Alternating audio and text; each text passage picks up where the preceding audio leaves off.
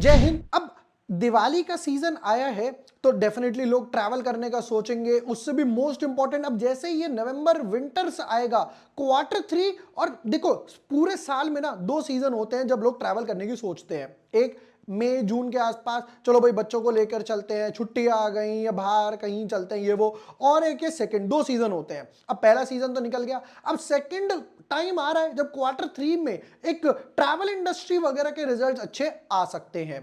काफी सारे hotel industry हो गए, ट्रैवल इंडस्ट्री हो गए, तो यहां पर ना एक एक रहता है कि यार एक तरीके से ना अच्छे रिजल्ट आ जाए और मैं कुछ एक अच्छा खासा स्विंग ट्रेड ले लूं, मजा आ जाए।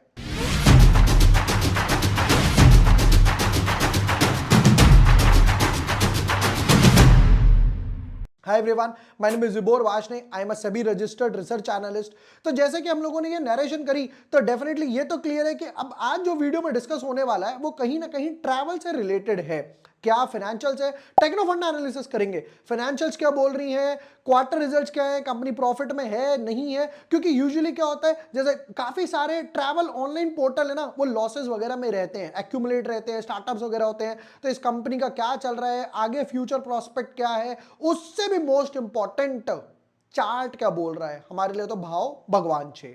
चलिए डीप डाइव करते हैं वीडियो में, देखते हैं कि आज हमारे पास क्या क्या निकल कर आ रहा है, उससे भी मोस्ट इंपॉर्टेंट लेवल्स क्या निकल कर आए। But yes, before moving ahead, अगर अभी तक आपने चैनल सब्सक्राइब नहीं किया है या न्यू यूजर हो, सब्सक्राइब कर लेना चैनल। फॉर एग्जांपल यहां पर क्या होगा, 5 best stocks for November, IPO analysis, Nifty, bank Nifty, techno fund analysis, Suven pharma, ये वो सब यहां पर ऑन द बोर्ड मिल जाएगा।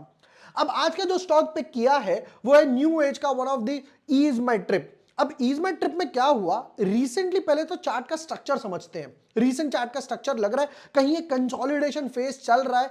एक स्टार्ट का स्ट्रक्चर यहां से देखूं, 2-3 महीने हो गए ये इसी रेंज में यहां पर घूम रहा है, 45 37, 45 37। यहां पर आया, एक बार बाउंस, 2 बार बाउंस, 3 बार बाउंस, और यहां पर तो एक हैमर भी अच्छा खासा लग रहा है। और उस बेस्ट पार्ट, उस हैमर की एंट्री भी आ चुकी है, हैमर की एंट्री भी आ चुकी है। अगर अभी तक आपने ये वीडियो नहीं देखा है, क्या करना है, यहां जाना, प्लेलिस्ट पे क्लिक करना, प्लेलिस्ट में चौथी प्राइस सेक्शन प्लेलिस्ट मिलेगी। ये प्राइस सेक्शन प्लेलिस्ट में आपको यहां पर inside bar, single candle stick, shooting star, hammer वगैरह सब कुछ मिल जाएगा। अब एक चीज तो क्लियर है कि यहां पर double bottom, kind of double bottom pattern इसने बनाया है, राइट, समवॉट अराउंड 37 के लेवल्स पर। उससे भी मोस्ट इंपॉर्टेंट ये है कि क्या कंसोलिडेशन से बाहर निकलेगा, क्या फंडामेंटल्स इंप्रूव हो रही हैं, फंडामेंटल्स है क्या, पहले तो वो समझ लेते हैं। एक काम करते हैं, शुरू करते हैं इसके कुछ बेसिक रेशियोज से। चलिए जी, फिर उसके बाद वापस आएंगे और इसके टेक्निकल चार्ट और लेवल्स की तरफ। यहां पर सबसे पहले स्टार्ट करते हैं, फेस वैल्यू 2 रुपए है, उसके हिसाब से 5.2 टाइम्स के आसपास बुक रेशियो पे चल रहा है। और टीटी, अगर पी रेशियो की बात करूं तो यहां पर इंडस्ट्री का पी रेशियो है 86 के आसपास, जहां पर ये ट्रेड कर रहा है 50 के पी रेशियो पे। तो ये तो एक क्लियर चीज है कि यहां पर इसके पास अभी रूम है।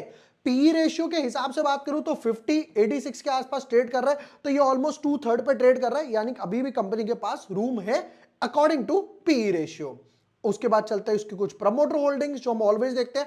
मेरा हमेशा क्राइटेरिया क्या रहता है, promoter holdings, balance sheet, financials, यानी क्वार्टर रिजल्ट देख सकते हो या फिर फॉर एग्जांपल इसके प्रॉफिट एंड लॉस देख सकते हो। मैं क्वार्टर रिजल्ट थोड़ा ज्यादा प्रेफर करता हूं, उसका रीजन है रीसेंट रिजल्ट आते रहते हैं, जल्दी जल्दी जल्दी जल्दी पता चलता रहता है। चलिए जी शुरू करते हैं। यहां पर प्रमोटर के पास होल्डिंग थी समवॉट अराउंड 74.9, 75 के आसपास, थोड़ा सा डाइल्यूट करा 71, फर्दर डाइल्यूट करा 65 के आसपास हो चुकी है। चलो अच्छी बात सिर्फ एक ये है कि यहां प्लेज नहीं है। नेक्स्ट पार्ट पर आते हैं, एफआईआई की बात करूं तो एफआईआई ऑलमोस्ट 2-2.5% के आसपास है। डीआईए की बात करें तो ऑलमोस्ट 2-2.5% के आसपास है। पब्लिक की बात करें तो जो वहां से गया वो पब्लिक के पास आ गया 20 to 23, 23 to 29। अब एक चीज चेक करते कि जरा किस किस का नाम सामने आ रहा है। निशांत पित्ती जो इनके प्रमोटर हो गए, प्रशांत पित्ती वो जो इनके प्रमोटर हो गए। एफआईआई की बात करें तो डेटा नहीं है, डीआई की बात करें तो अच्छा ओ एलआईसी ने भी यहां पर एक स्टेक बना के रखा हुआ है। एलआईसी जिसको लोग समझते हैं कि हाँ यार one of the best investment वगैरह करती है, तो यहां पर एलआईसी ने भी एक स्टेक बना के रखा हुआ है। पब्लिक की बात करते हैं और पब्लिक में क्या क्या है, एचयूएफ ट्रस्ट वगैरह ही नाम सामने आए, म्यूचुअल फंड्स वगैरह में भी नाम सामने नहीं आया। अच्छी चीज सिर्फ यहां पर यह निकली कि प्रमोटर के पास कोई प्लेज नहीं है। Quarter results, one of the most important quarter results. क्यों? क्योंकि ऑनलाइन ट्रैवल पोर्टल इतने हो गए हैं। अभी जब मैंने यात्रा आईपीओ के भी डाले थे कि यार मैंने पहली लाइन यही बोली थी कि ऑनलाइन ट्रैवल पोर्टल तो है, बट इतना क्लटर्ड मार्केट है, इतने सारे लोग हैं। आप गूगल पे जाओ, सिर्फ लिखो I want to book online ticket, इतने सारे पोर्टल आ जाएंगे। चलो जी शुरू करते हैं। तो ये कंपनी कहां पर बच के बनी हुई है? स्टार्ट करते हैं नेट सेल्स से। 83 करोड़ के आसपास की सेल्स थी, फर्दर जंप आया 104 करोड़ के आसपास, फर्दर जंप आया 130, अमेजिंग। थोड़ा सा ड्रॉप हुआ 111, हल्का सा फिर वापस ड्रॉप हुआ 102 के आसपास। एक चीज नोटिस करी, अब जिस चीज से मैंने वीडियो स्टार्ट करी थी वो पांचों में सबसे टॉप की सेल्स कहां पर है? यहां पर 130। कौन से क्वार्टर की है? दिसंबर क्वार्टर की। क्यों? अक्टूबर नवंबर दिसंबर, चलो भैया घूमने चलते हैं। अब वही टाइम वापस आ रहा है। अब क्वेश्चन ये तो आया कि चलो यहां पर समझ आता है कंपनी की हर क्वार्टर में ऑन एन एवरेज 110 100 करोड़ तो बेस बन गया, 110 100 करोड़ के आसपास सेल्स कर रही है, बट बचा कितना रही है मुझे वो बताओ। उसके लिए चलते हैं हर बार की तरह नीचे, देखते हैं कंपनी के पास क्या बच के सामने आ रहा है।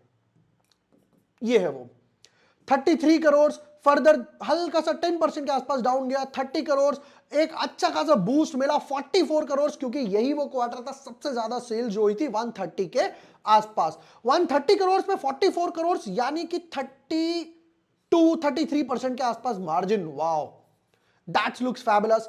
37 करोड़ सेल्स ड्रॉप हुई, प्रॉफिट ड्रॉप हो गया, फर्दर सेल ड्रॉप हुई, प्रॉफिट ड्रॉप हो गया। यहां पर थी कुछ 100 करोड़ के आसपास, 102 करोड़ टू बी प्रिसाइज, तो ये हुआ 25% के आसपास मार्जिन।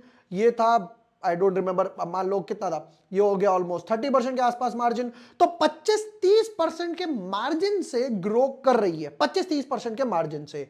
और उससे भी मोस्ट इंपॉर्टेंट देखा जाए लास्ट 4 क्वार्टर, ये जून अक्टूबर दिसंबर और फिर ये मार्च वाला क्वार्टर 30 30 60 और 30 37, तो 80 और 60 140 करोड़ के आसपास ऑन एन एवरेज हर साल प्रॉफिट बना रही है। Wow, this looks amazing. Margin जो है ना वो ये बताते हैं कि यार मैं इस कंपनी में इन्वेस्ट करूं तो किस रीजन से करूं, मुझे वो बताओ। तो रीजन यहां पर निकल कर आया मार्जिन का। फिर एक लेते हैं बैलेंस शीट। अच्छा, एक न्यूज भी मेरे पास खुली हुई है, वो भी चेक कर लेते हैं।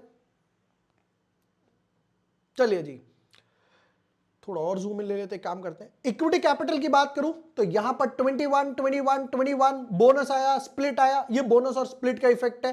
वापस रिजर्व्स की तरफ आते हैं, 46 डबल, ऑलमोस्ट डबल 80, फिर वापस ऑलमोस्ट 143, 50 करोड़ के आसपास 196। यहां पर समझ आता है क्योंकि इन्होंने रिजर्व्स यूज कर लिए, तो 196 का 213, ऑलमोस्ट 15 17 20 करोड़ के आसपास की ग्रोथ हुई है। चलो, रिजर्व्स तो डेफिनेटली लग रहा है कि लॉन्ग टर्म रिजर्व्स का ग्राफ ऊपर एक बुलिश ट्रेंड में नजर आ रहा है, बट उससे मोस्ट इंपॉर्टेंट क्वेश्चन यह है लॉन्ग टर्म लायबिलिटीज कितनी है। देखो, नॉलेज पर्पस से समझना, हमेशा कभी भी कोई कंपनी को जज करना हो, लॉन्ग टर्म लायबिलिटीज को कंपैरिजन कर लो रिजर्व्स के साथ, कि अगर कल मांगने आ जाए, लेनदार आपके घर पे आ जाए, भैया पैसे दो, जेब में पैसे होंगे आप दे दोगे, जेब में पैसा ही नहीं है, कहां से दोगे? कहां से दोगे? भैया थोड़े दिन का टाइम दे दो, ये कर रहे हो वो कर रहे हो, तब नौबत आती है एसेट्स बेचने की। हमेशा कंपैरिजन करना डेट का यानी लॉन्ग टर्म लायबिलिटीज का रिजर्व्स के साथ। जहां पर भी 2x मिल जाए, मतलब रिजर्व्स है 100 करोड़, लॉन्ग टर्म लायबिलिटीज है 250 करोड़ 300 करोड़, वापस आ जाओ, समझ जाओ कंपनी इंटरेस्ट ज्यादा पे कर रही है, पैट नहीं बना पा रही है। इस कंपनी की बात करें तो यहां पर था 34, थोड़ा सा बड़ा 40, फिर हल्का सा ड्रॉप हुआ 23, 2 3, मतलब ऑलमोस्ट नेग्लिजिबल। अब ये रीजन था, कंपनी के पास ये जो रिजर्व्स थे ना, वो यहां पर इन्होंने लॉन्ग टर्म लायबिलिटीज को डिस्पोज करने में यूज कर दिए कि भैया तुम एक काम करो, लेके निकल जाओ।